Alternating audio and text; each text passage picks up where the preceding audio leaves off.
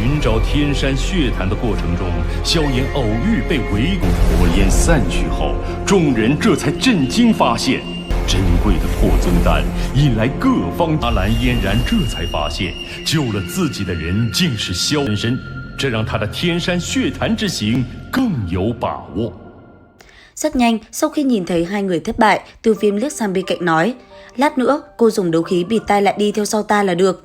Nghe thế, Nạp Lan Yên Nhiên lắc đầu nói, âm ba của Phệ Kim Thử có thể trực tiếp xâm nhập vào trong đầu, cho dù bịt tai lại cũng vô ích, ta có thể đến được nơi này đã là hết sức rồi, ngươi không cần bận tâm. Nghe vậy, Tiêu Viêm đáp, âm ba đấu kỹ có thể thành công hay không, không thử một chút làm sao biết. Dứt lời, theo ánh mắt hai người nhìn lên, ở giữa trung tâm, kim thạch thanh âm đã vang lên nói, vị kế tiếp. Nghe thế, nữ nhân áo xanh liền bước lên, hai tay chắp thành quyền hướng về phía vị lão nhân kia nói, Phong Lôi Các, Phượng Thanh Nhi vấn an kim thạch tiền bối. Trước khi đi, lão nhân gia gửi đến tiền bối lời hỏi thăm. Đa tạ Lôi tôn giả đã hỏi thăm, ngày sau nếu có thời gian nhất định sẽ tới Phong Lôi Các gặp mặt. Phía dưới, nghe được đoạn hội thoại, Tiêu Viêm lẩm bẩm nói, Phượng Thanh Nhi sao? Lôi tôn giả, quả nhiên Phong Lôi Các có cường giả đấu tôn tọa chấn. Theo ánh mắt Tiêu Viêm nhìn lên, phía trước anh ấy, sau khi chào hỏi vị lão nhân kia xong, Phượng Thanh Nhi đấu khí liền tỏa ra. Sau đó chỉ trong tích tắc, Tam Thiên Lôi Động thi triển, lấy tốc độ như tia chớp, cô ta liền bay lên và lao thẳng về phía trước. Khi đến chân núi, từng hư ảnh hình chuột mang theo tiếng gầm thét cũng liền vang ra. Thấy thế, nữ nhân kia khẽ liếc nhẹ. Sau đó, tốc độ lại một lần nữa gia tăng, mặc kệ âm ba, cô ta hóa thành một đạo thiểm điện lao vút lên đỉnh núi. Chỉ trong tích tắc, thân hình Phượng Thanh Nhi đã rơi xuống đích. Nhìn tốc độ này, Kim Thạch khẽ vuốt râu nói, Phượng Thanh Nhi vừa khảo nghiệm thành công. Ở phía dưới, thấy thế, Tiêu Viêm lại một lần nữa quay sang Nạp Lan Yên Nhiên nói, đợi tí nữa theo ta dẫn cô vượt ải này. Nghe thấy Tiêu Viêm nói như thế, Nạp Lan Yên Nhiên khẽ gật đầu. Theo ánh mắt nàng nhìn lên, Đường Ưng lúc này cũng đã tiến lên hướng quyền về phía vị lão nhân kia nói, đệ tử Đường Ưng Vạn Kiếm Các tham kiến Kim Thạch lão tiền bối. Dứt lời, Đường Ưng liền cầm cây kiếm sau lưng xuất ra, sau đó chân đạp phi kiếm, hắn ta hóa thành một đạo ánh sáng màu vàng tiến thẳng về phía trước. Khi âm ba xuất hiện, xung quanh người Đường Ưng bất chợt xuất hiện hàng chục thanh kiếm vây quanh người. Sau đó, kiếm khí phóng ra, nó liền mạnh mẽ lao thẳng về phía âm ba kia và cắt đứt từng đạo âm thanh đang lao tới, mở đường cho thân ảnh Đường Ưng ở phía sau lao lên. Phía dưới, nhìn Đường Ưng thi triển phương pháp ngự kiếm, Tiêu Viêm cũng phải cảm thán, đấu kỹ của người này cũng thật huyền diệu. Còn Đường Ưng một mạch lao đi, ở phía trước hắn, âm ba bị trường kiếm chẻ đôi sẽ thành một đường dài. Dùng tốc độ cực nhanh phóng qua, chỉ trong tích tắc, hắn ta rốt cuộc cũng có thể đi về đích một cách dễ dàng. Thấy vậy, Kim Thạch gật đầu nói, thành công, người tiếp theo. Tiếng nói vừa dứt, lần này cái tên Vương Trần tiến lên, hắn hướng về phía Kim Thạch nói, Hoàng Tuyền Các Vương Trần tham kiến tiền bối. Nói xong, hắn quay đầu về phía Tiêu Viêm rồi liếc mắt cười nhẹ một cái đầy gian xảo. Ngay sau đó, lấy một màu đen bao phủ, Vương Trần hóa thành một bóng đen hư ảo, lao nhanh về phía âm ba kia.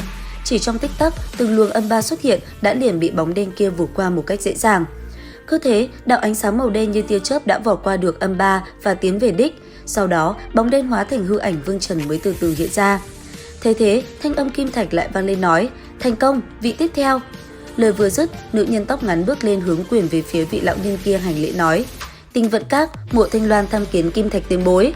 Thanh Loan tiểu thư ngày càng biết ăn nói, lúc trước gia tộc cho ngươi bái Phong tôn giả làm sư phụ, đúng là quyết định đúng đắn.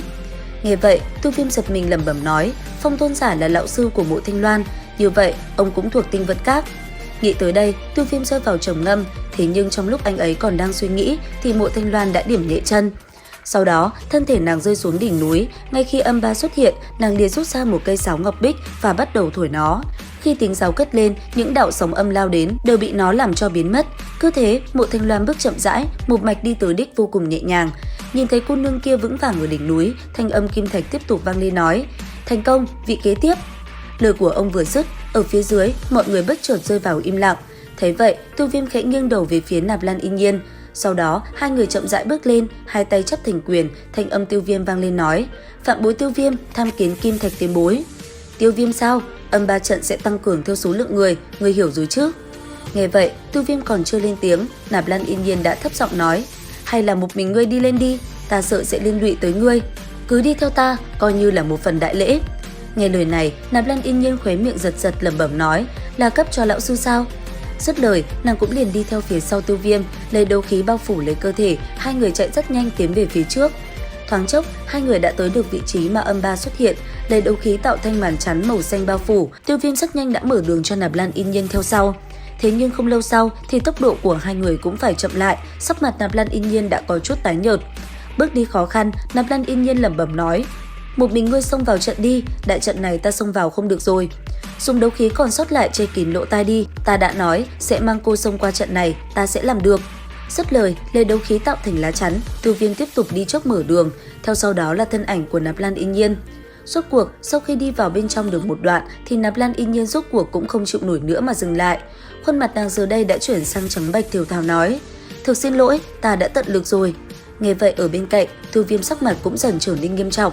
Thấy thế, trên bình đài, Phượng Thanh Nhi bĩu môi nói: "Muốn thể hiện sao? Chỉ hại người hại ta thôi.